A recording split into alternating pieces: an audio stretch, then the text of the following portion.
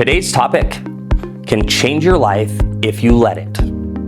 We're talking about overcoming fear, finding your purpose, and stepping into the life that you are meant to live. This isn't just theory. This for me is personal. I've lived it, I've struggled through it, and I've come out the other side with a fire to help you do the same. So buckle in, because we're about to get real. I want to start today by asking you a question. What are you afraid of? Think about it for a second. What are you afraid of? What's that thing that keeps you up at night? That fear that sits in the back of your mind gnawing away at you? Is it failure? Rejection? Maybe losing someone you love? That fear, it's been controlling your life longer than you realize. But today, I want to talk about how we're going to tackle that. And we're going to do it head on. Let me tell you a story, because I've lived with fear my entire life. And it wasn't just any fear, it was the fear of abandonment. I grew up with this constant nagging worry that I was going to lose my dad. He was older when he had me, he was 51. And as a kid, I always had this anxiety in the back of my mind that I was going to lose him, that he was going to have a heart attack or he was going to die. It doesn't take much fear to really get a grip on you. Something as small as an alcoholic drink. That's right. Every time my dad would take a sip of alcohol, something in him would shift. Most people though, even his closest friends wouldn't even be able to see it. They couldn't even notice it, but I did. And in my young mind, that little shift, it was terrifying.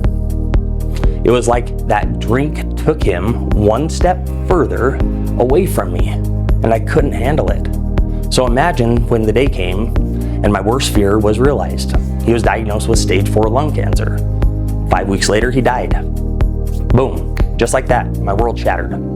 Now, when you lose the person who's been your rock, it's like the foundation of your life collapses. And that fear that I've been living with for so dang long, it wasn't just a fear anymore, it was my reality. And I honestly didn't know how to handle it. You wanna know what I did? I ran. I ran from the pain. I ran from the fear. I ran from the world. And I ran myself right into addiction. Yeah. I found OxyContin. It was really getting into the scene at the time.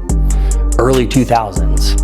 And let me tell you, that first pill that I decided to take took every bit of pain, every bit of fear, every bit of worry that I had been carrying for, seemed like forever, just took it away.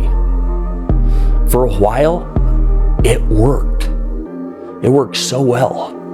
But that's the thing about addiction. It works until it doesn't, right? For a while, it'll give you that escape that you think you need, but then it stops working. And when it stops, you're left in a hole that was way deeper than when you started. But that was my way of coping. That was my way of coping with the fear, with the pain. But what it did is it trapped me. It trapped me a lot further. And the deeper that I got, the further I pushed people away, the further I pushed myself away, the further I pushed God away. I thought I could do it on my own. I thought I had it handled.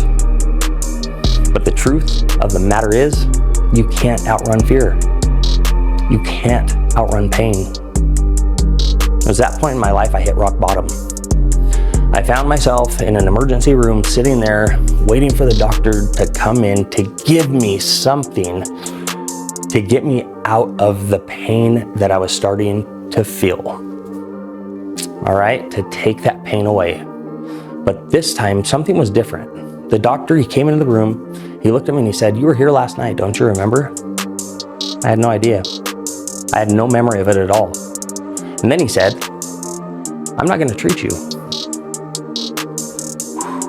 I was furious. I was mad at him. I was mad at the world. I was mad at everything. But now looking back at that doctor was the person that God had put in my life at that moment to wake me up. He didn't give me what I wanted, but he gave me what I needed. A reality check.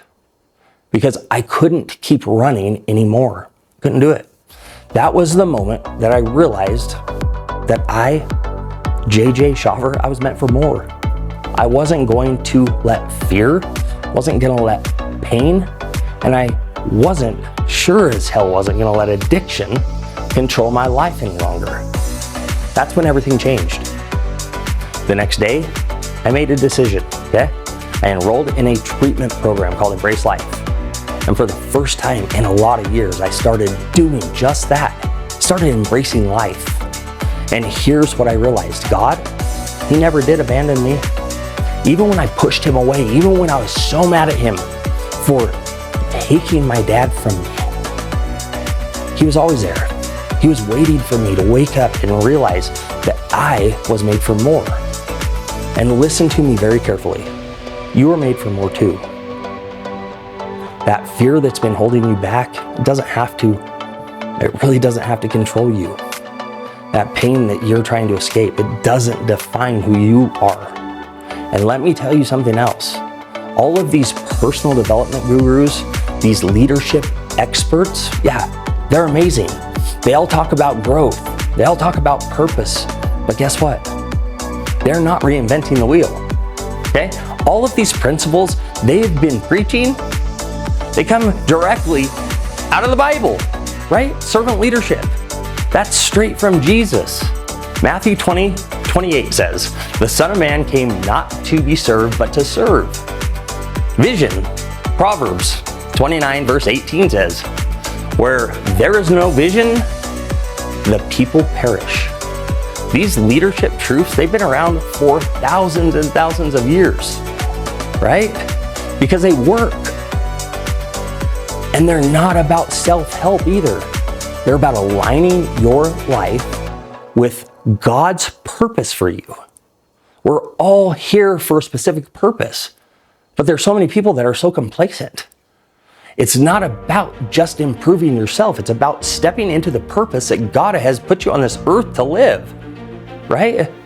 So here's what I want to ask you. What are you running from? What are you trying to numb? What's that fear? What's that pain that's controlling your life? Maybe it's not addiction for you. Maybe it's a job that's draining the life out of you. Maybe it is a relationship that feels like it's falling apart. What is it? Or maybe it is the fear of failure. Whatever it is, it's time to face it.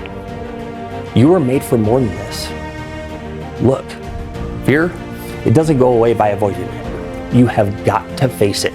You've got to face it head on. And here's the best part, you don't have to do it alone. God has got your back. He always has your back. He's not going to do the work for you, but He'll walk with you every single step of the way. But it's up to you to take that first step. Faith without works is dead. You've got to move. So here's my challenge to you. What is your purpose? What is the thing inside of you that's bigger than the fear, bigger than the pain? Because that is your anchor. That's what's going to pull you through. For me, it was my purpose to be the best father, to be the best man, to be the best vessel I could be for God's work. That purpose carried me through some of the darkest days following my dad's passing. And I'm telling you, if you find your purpose, it'll do the same for you. Promise you. So stop running. Stop running from the fear and start running towards the life that you were made for, that God put you on this earth for. It's time to take action, all right? Right now, it's time to stop letting fear dictate your life. You are stronger than you think. You are capable of way more than you know. You were made for more. So what are you waiting for?